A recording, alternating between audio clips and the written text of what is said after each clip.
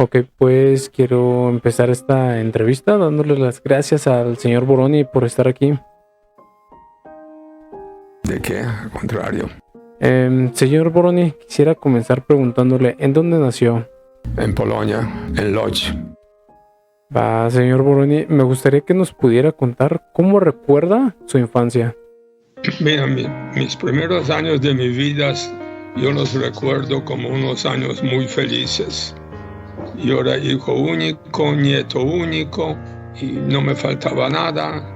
Mis padres eran de la clase media, pero siempre tenía en la casa, nunca faltaba comida, ni me faltaban juguetes, tenía mis amiguitos. Y la verdad sí disfrutaba yo como un niño la vida. El 1 de septiembre de 1939, cuando los alemanes invaden Polonia, y el día 6 de septiembre de este año llegan a Lodz, mi ciudad natal, todo eso se acabó de un momento a otro. Y toda mi vida, que estaba tan buena, tan feliz, se acabó. Empezó la guerra y en Lodz empiezan las persecuciones a los judíos. Primera cosa que hacen los alemanes, nos hacen poner una estrella amarilla con la palabra Jude, y es el primer momento que siento que por alguna razón que entonces no entendía, me están diferenciando de otras personas, de mis amiguitos polacos. Este encuentro con la realidad fue bastante difícil y muy duro. Le preguntaba a mis padres, bueno, no soy el mismo niño que hace una semana o un mes, ¿por qué tengo que ser diferente? Su contestación fue, no es que tienes que ser diferente, tú sigues siendo el mismo niño y tienes la misma familia, pero los alemanes que ya están dominando a Polonia y están imponiendo sus leyes, quieren diferenciarte. Contra eso no se puede hacer nada, tenemos que obedecer, porque si no tenemos peligro de que nos agarren en la calle, nos maltraten o hasta nos matan. Entonces ahí termina mi niñez feliz, mi infancia feliz, y empiezan 5 años de sufrimientos. Tenemos que entrar al gueto, pasamos hambre, frío, falta de medicamentos, y tenemos que estar trabajando para los alemanes. Se crean muchos talleres y fábricas dentro del gueto. Los alemanes traen las materias primas y nos dicen qué es lo que tenemos que hacer. Regresando un poco antes de la creación del gueto, ¿cómo percibió usted la llegada de los alemanes? Bueno, al principio no me daba cuenta porque seguían en nuestro departamento con mis padres, mi hermanito menor, y no sentía mucho cambio. Pero a medida que pasaba el tiempo, primero la estrella amarilla que teníamos que usar, después nos prohíben subir al transporte público, a los tranvías, únicamente podemos subir al último vagón. Tenemos que ceder el paso en la banqueta a cualquier alemán que viene en sentido contrario. O sea, ese tipo de cosas me están demostrando que aunque yo sigo siendo el mismo niño, los padres me siguen tratando igual, pero ya mi situación y mi vida ha cambiado, que ahora ya tenemos que obedecer a alguien, en ese caso los alemanes, que a fuerza nos imponen sus leyes y tenemos que adaptarnos a ellos. ¿Cómo le transmitían sus padres las nuevas leyes que cada cierto tiempo los alemanes decretaban? Yo creo que muchas de las explicaciones que me hacían entonces yo no las entendía muy bien, es la verdad.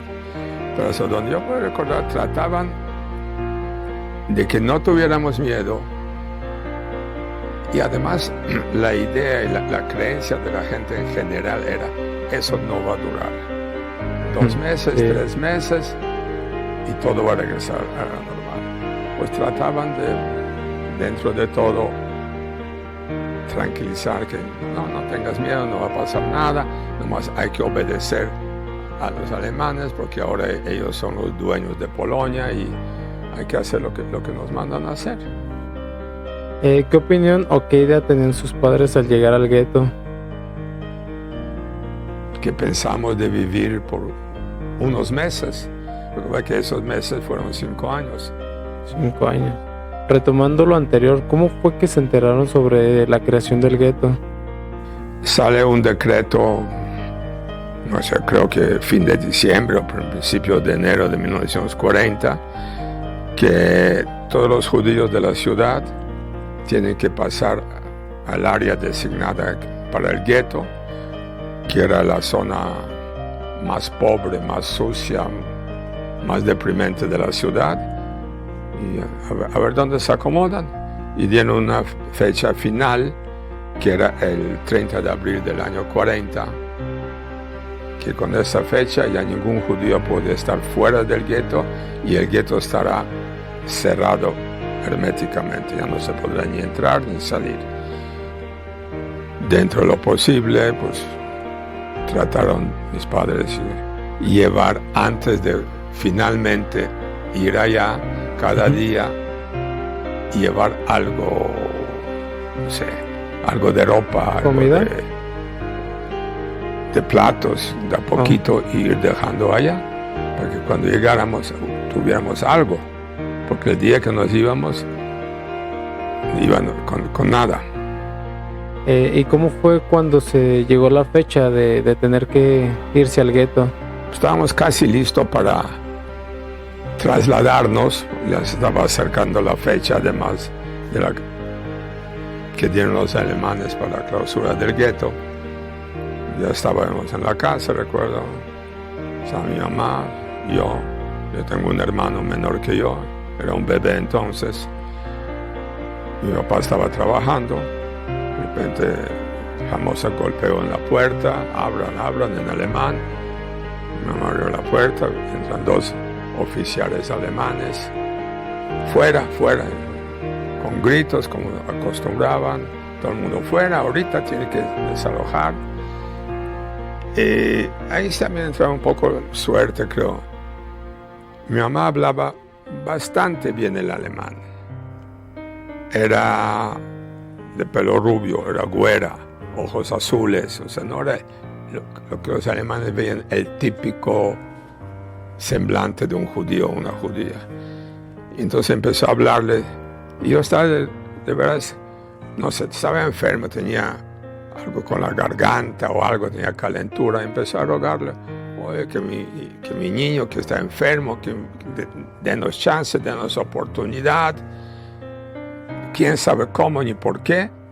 El oficial ese dijo, bueno, está bien, les doy chance, les doy 24 horas para que desalojen, pero yo ya vi todo lo que está acá, porque estuvo diciendo a los que le acompañaban que tomaran apunte de lo que se veía, y si yo veo que falta algo, si yo sé dónde encontrarlos, entonces pues van a ser castigados, matados, lo que sea. Y así fue, entonces le avisó a mi papá, llegó mi papá, y esta noche de la fábrica donde él trabajaba, vinieron unos obreros polacos y la noche le ayudaron a transportar lo demás que podíamos llevar. Entonces fuimos por nuestro propio pie y ya estaba cerca la fecha de todos modos, pero ya fue un poco con el último empujón del alemán que llegó.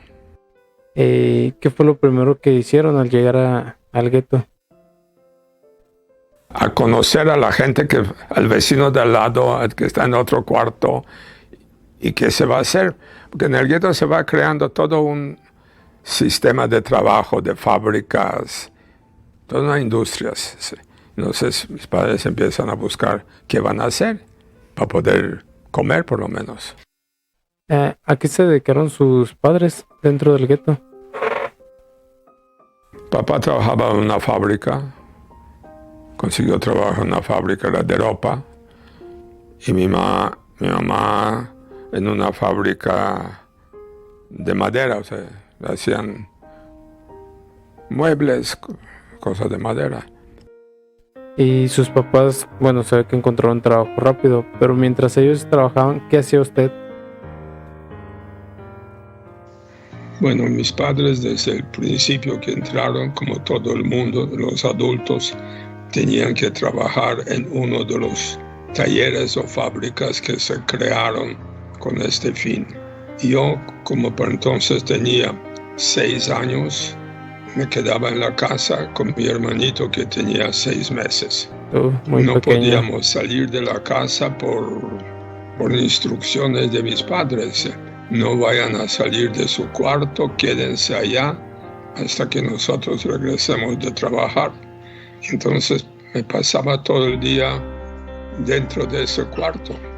Posteriormente, cuando ya cumplí 9 años, pasaron los alemanes, porque las leyes del gueto lo imponían los alemanes, aunque no se metían directamente en el funcionamiento del gueto. Daban las órdenes al Judenrat, que era el gobierno judío del gueto, quien ejecutaba todo. Entonces una de las órdenes era que toda persona mayor de 9 años y menor de 65 tenía que trabajar para ser productiva. Si no, corría el peligro de ser llevada a los transportes, que teóricamente iban a otros lugares de trabajo, pero después de la guerra supimos que iban a campos de exterminio como Auschwitz. Y aparte, al trabajar tenías derecho a un cupón para la poca comida que te daban. Antes de eso, mis padres tenían 2 cupones para ellos, con lo que comíamos los 4. Entonces, al tener 9 años, mi papá logró, con la ayuda de un amigo que trabajaba en el registro del gueto, cambiar mi edad. Cambió de 1933 a 1930. Entonces, automáticamente ya tenía yo 9 años. En vez de 9, más bien tenía 12 años. Al tener 12, ya tenía la obligación de trabajar y derecho a una ración de comida. Entonces, ya teníamos 3 cupones para los 4. Y teóricamente, en las evacuaciones y los transportes que iban los alemanes, los que trabajábamos no éramos los primeros en ir, aunque también de repente hacían redadas en la calle, a quien se les antojaba lo agarraban, los llevaban a la estación de ferrocarril y se iban. Entonces ya empecé a trabajar. Entonces mi día cambió, me iba en la mañana a trabajar y regresaba ya en la tarde. Mi mamá, por casualidad, trabajaba en la misma fábrica, aunque otro departamento, y entonces me iba con ella y regresaba con ella. Mi papá iba por su lado porque trabajaba en otra fábrica, y a mi hermanito lo dejábamos encerrado en el cuarto. Nunca sabíamos si lo íbamos a encontrar al regresar o no, porque repentinamente había redadas, aunque no directamente con los alemanes, pero bajo órdenes de los alemanes. Lo ejecutaba la policía judía del gueto, subía a los departamentos y a la gente que encontraban los sacaba de ahí, los bajaba a la calle, donde los alemanes decidían qué hacer con ellos. Si hubieran entrado y encontrado a mi hermanito, se lo hubieran llevado y automáticamente se lo hubieran llevado a los transportes. Pero por suerte siempre salíamos y regresábamos y él estaba ahí. ¿Y cuáles fueron sus principales carencias dentro de ese gueto? Hambre, frío, enfermedades, no había medicina. Había muchos médicos, no digo judíos, pero el médico necesita con qué curarte. Sí, claro. No es un brujo ni un mago. Entonces, falta de medicinas. A través de los años en el gueto, muchísima gente iba muriendo, lo que se llamaba entonces ya muerte natural, porque no te dispararon, no te ahorcaron, no te torturaron. morías de hambre, frío, enfermedad sin remedios. Inclusive había dos hospitales, pero ¿para qué te servían? Lo único que servían más bien era la gente que tenía, básicamente era tifoidea, que es contagiosa, pues ellos dejaban allí para que no contagiara a la familia, pero no había medicinas. ¿Usted padeció algún tipo de enfermedad o algo que recuerde? Y yo tuve un problema con un oído, tuve un absceso, y me iba creciendo, me trataban de, según el doctor decía, pues pónganle calor, pónganle frío, pónganle no sé qué, tiene que reventar. Llegó un día que era muy grande, casi como toda la oreja, y dijo el doctor, mira, no revienta. Y yo sé que no quieren que vaya al hospital, pero ya hay que abrirlo. Y necesito por lo menos que esté una noche en el hospital, dejarlo una noche ahí. Entonces, pues, las decisiones que hay que tomar, bueno, yo no, en ese momento, mis padres decían, pues, si no, ¿cuál es la solución? Si no, que todo el pus y eso va a llegar al cerebro. Entonces hay que arriesgarse y llévenlo al hospital, yo lo preparo y mañana lo opero, y se queda una noche más. Y así fue, me llevaron, pasaron los días y regresé a la casa. Y con esta falta de medicamentos, ¿qué fue lo que utilizaron? Yo creo que, no sé qué me pusieron, alguno indispensable que sí sabía, no sé, agua oxigenada o no sé qué. Pero lo importante era abrirlo y drenar. ¿Alguna situación que haya pasado dentro del gueto que lo haya marcado? En una ocasión, el único caso que se dio de unas personas que trataron de escapar del gueto y lograron salir del gueto y llegaron a la estación de ferrocarril. Bueno, llegando se quitaron su ropa, pusieron otra que no se veía manchas de la estrella, y estando ahí iban a comprar unos boletos de tren a no sé dónde. Entonces cuando se quitaron las estrellas, la metieron en la bolsa, cuando sacaron el dinero se le cayó la estrella, y alguien ahí, un polaco o un alemán lo vio, los agarraron, los regresaron al gueto y los colgaron a todos en la plaza principal del gueto, y ahí los tenían 2 o 3 días colgados para que, con unos cartelones o lo que pasa, el que va a tratar de escapar. Y como eso quedaba entre donde nosotros vivíamos y donde yo trabajaba, pues a diario tenía que pasar por allá. Y pues es bastante impresionante ver, eran 7 si no me equivoco, cuerpos ahí con el aire colgados. Pasemos al día de la liberación. ¿Nos puede contar si ya sabían que se acercaba ese día? Bueno, no sabíamos mucho lo que pasaba en el mundo exterior fuera del gueto de Lodz. Era un gueto muy hermético, nunca llegaban noticias de lo que estaba pasando. A la gente se llevaban hasta después de la liberación. Supimos por los noticieros y documentales que pasaron los rusos, que eran los campos de exterminio. Pero mientras estábamos ahí no sabíamos a dónde iba la gente. Pero cuando ya los últimos días, después del 15 de enero, por decir algo, empezamos a oír a distancia bombardeos, tiros. Entonces la gente empezó a comentar, parece que las tropas rusas y polacas se están acercando y nos van a liberar. 3 noches antes de la liberación, porque para entonces en el gueto éramos 877 personas con vida de los 250,000 que pasaron por una ese gran gueto. Diferencia. Y entonces esta noche, los pocos que estábamos, corrimos dentro del gueto, que nunca quitaron las cercas. O sea, era una ciudad fantasma, no había nadie, pero ahí estaba todo. Entonces todos corrieron donde se les ocurrió para esconderse. Nosotros 4 con otra familia, amigo de mi papá, corrimos hasta que decidieron mi papá y ese señor, mira, en esta casita hay un sótano que nos podemos esconder. Y ahí nos metimos, y ahí pasamos 3 días y 3 noches. Ahí sí, completamente sin comida 3 y días. prácticamente sin agua, porque ahí fuimos a escondernos, no sabíamos por cuánto tiempo. Al tercer día en la mañana empezamos a oír gritos en la calle, ya somos libres, salgan. Los alemanes usaban cualquier truco posible y muchos de ellos hablaban polaco.